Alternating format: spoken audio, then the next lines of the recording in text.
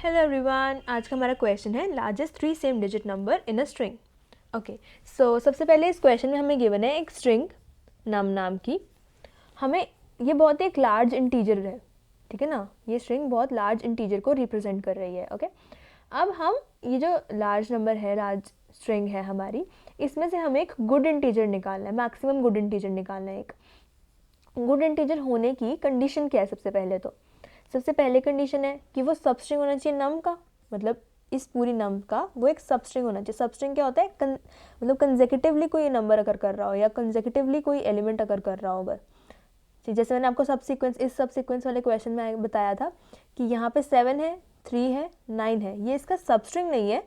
7 3 9 इसका सबस्ट्रिंग नहीं है, लेकिन इसका सब सीक्वेंस है, क्योंकि उसका सीक्वेंस सेम है, उसका ऑर्डर सेम है स्ट्रिंग में होने का, ठीक है ना। लेकिन सब स्ट्रिंग क्या होता है? उसका ऑर्डर भी सेम होना चाहिए और वो एक कंसेक्यूटिव वे में प्रेजेंट होना चाहिए, ठीक है, साथ साथ प्रेजेंट होना चाहिए, बिल्कुल सब स्ट्रिंग होनी चाहिए।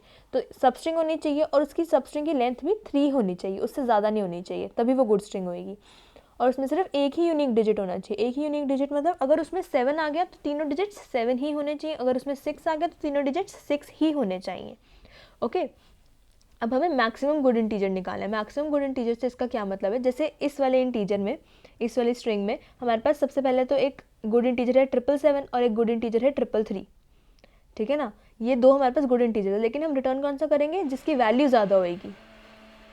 तो अब हम अपना क्वेश्चन को, मतलब एल्गोरिथम क्या यूज़ करेंगे, कैसे उसको सॉल्व करेंगे, ये समझते हैं, ठीक है। तो अब इसमें है, जैसे हम नॉर्मली ट्रेवर्स करते हैं लूप में, तो उसके लिए हम एक पॉइंटर रखते हैं, राइट। तो उसके हम एक पॉइंटर रखेंगे आई नाम का, जो हमारा नॉर्मल पॉइंटर होता है जो ट्रेवर्स करता है पूरे उसमें।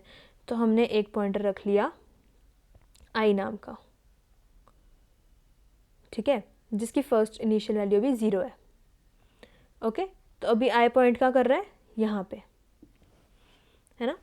और उसके बाद हमने चेक किया कि क्या जो आयत पे प्रेजेंट है एलिमेंट वो i+1 की इक्वल है? नहीं, अनइक्वल है, नहीं इक्वल है ना, ऑब्वियसली 6 7 की इक्वल नहीं है जो इंटीजर है।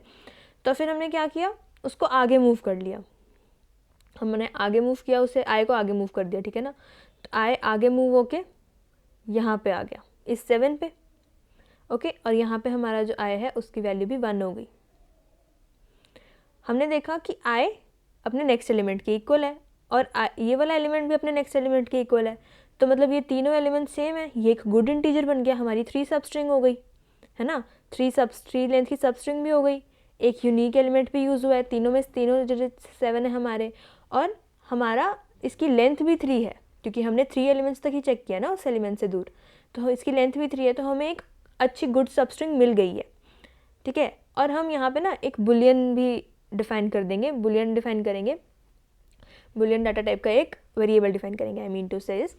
तो हमने एक बुलियन डिफाइन किया, उसमें हम रखेंगे फॉल्स, क्योंकि हमें ये भी करना है ना, यहाँ पे देखो हमें दिया हुआ है कि अगर हमें गुड इंटीजर नहीं मिलता है तो हमें एक एम्प्टी स्ट्रिंग रिटर्न करनी है, ठीक है ना।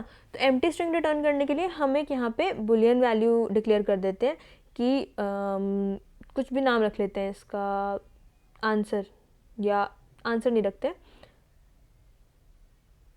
फाउंड लिख देते हैं। फाउंड को हम यहाँ पे पहले फॉल्स से डिक्लेयर कर देते हैं, ठीक है। फिर उसके बाद जैसे ही हमें, जैसे यहाँ पे मिला 777 मिला, तो हमने फॉल्स को कट करके ट्रू कर दिया कि हमारे पास वैल्यू है, एक सबस्ट्रिंग तो हमारे पास है जो गुड इंटीजर है, ठीक है ना।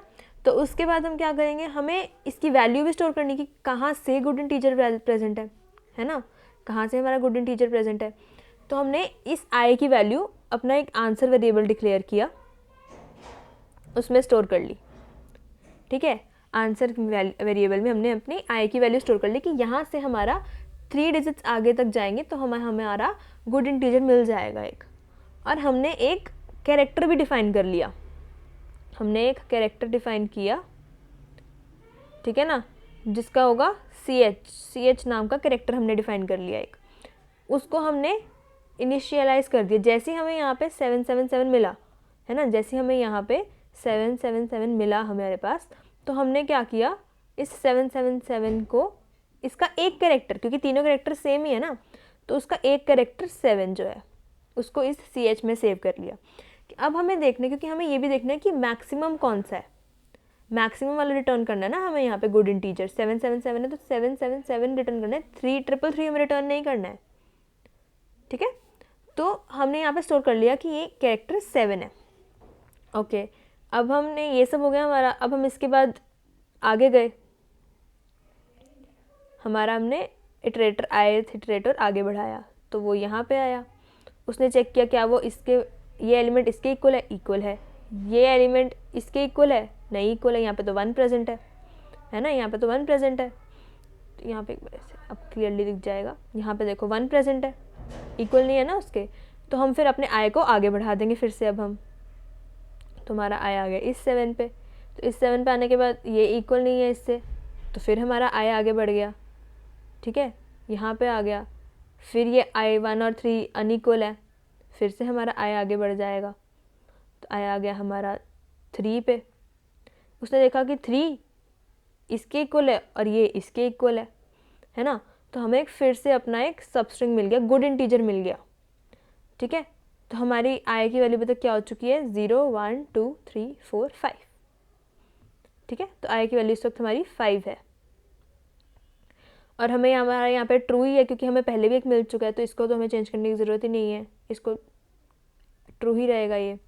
ओके, आंसर में आई।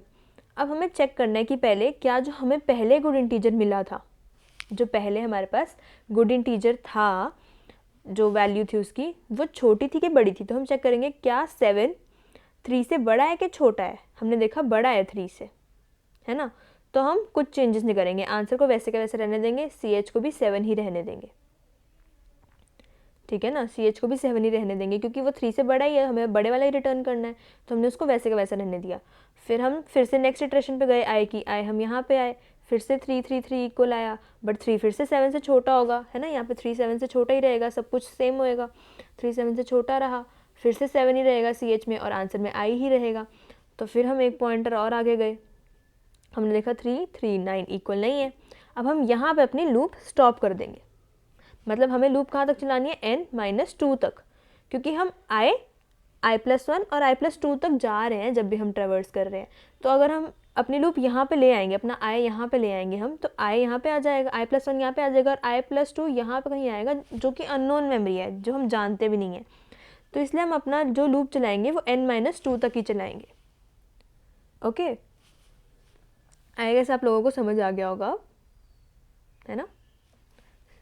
तो अब हम इसको कोड करने की कोशिश करते हैं कि हम कोड में इसे कैसे लिखेंगे, जो भी मैंने आपको समझाया। ओके, सबसे पहले तो जैसे हमें यहाँ पे एक कैरेक्टर डिफाइन करना था, तो हमने सबसे पहले यहाँ पे एक कैरेक्टर डिफाइन किया, कैर ch डिफाइन कर दिया। अब हमें एक इंटीजर चाहिए जो आंसर स्टोर करेगा, ठीक है, तो अब हम एक इंटीजर लिखेंगे जो आंसर स्टोर करेगा। स्टार्टिंग में आंसर 0 लिख दिया हमने, ठीक है। हमने एक बुलियन करना है यहाँ पे डिक्लेयर, जो फॉल्स होगा स्टार्टिंग में कि हमें मिली नहीं है स्ट्रिंग अभी, तो यहाँ पे हम बुलियन डिक्लेयर करेंगे फाउंड नाम का, और इसको रख देंगे फॉल्स। ओके, अब हमें और क्या चाहिए, यहाँ पे आई चाहिए जो इसमें इटरेट करेगा, तो हम वो तो फॉर लूप में ही उसके अंदर ही करेंगे, है ना। तो यहाँ पे रखेंगे for loop int i equals to 0, i less than num dot length -2।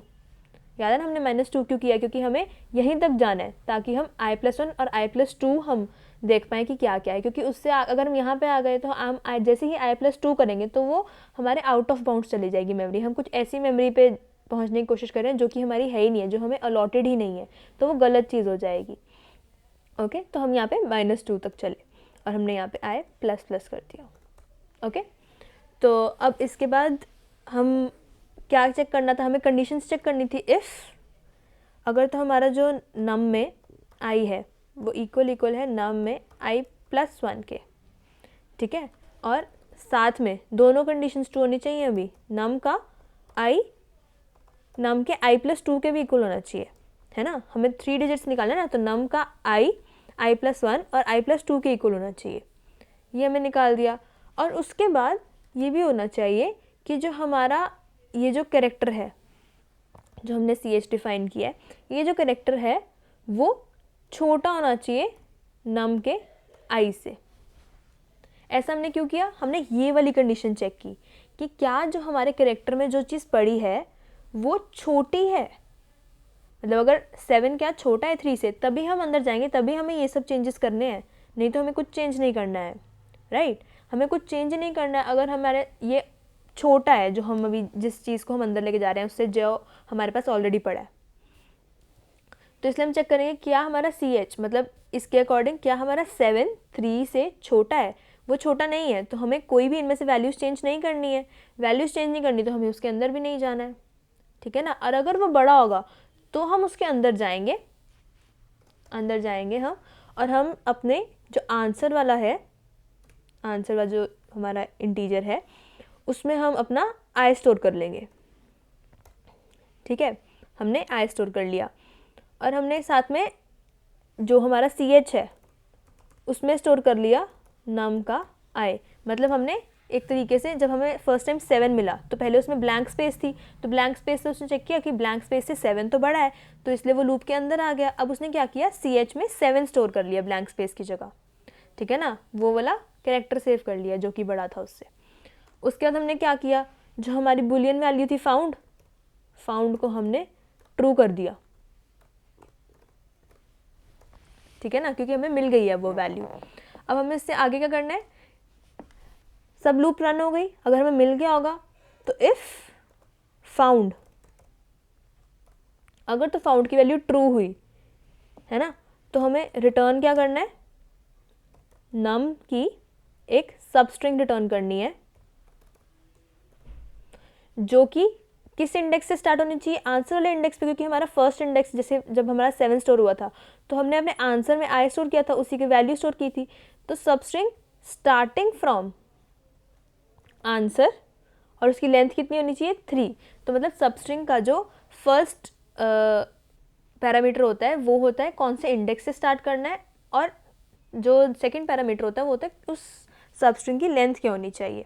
Okay, अगर तुम्हें वो मिल चुका है, फाउंड में ट्रू आ चुका है, तो वो ये रिटर्न कर देगा, नहीं तो वो रिटर्न कर देगा एम्प्टी स्पेस, जैसे कि हमें बोला गया, ठीक है। अब इसको हम एक बार रन करके देख लेते हैं।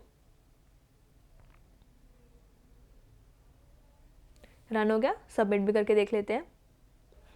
ओके, सो सबमिट भी हो गया है। Thank you everyone, I hope आप लोगों को समझ आ गया होगा।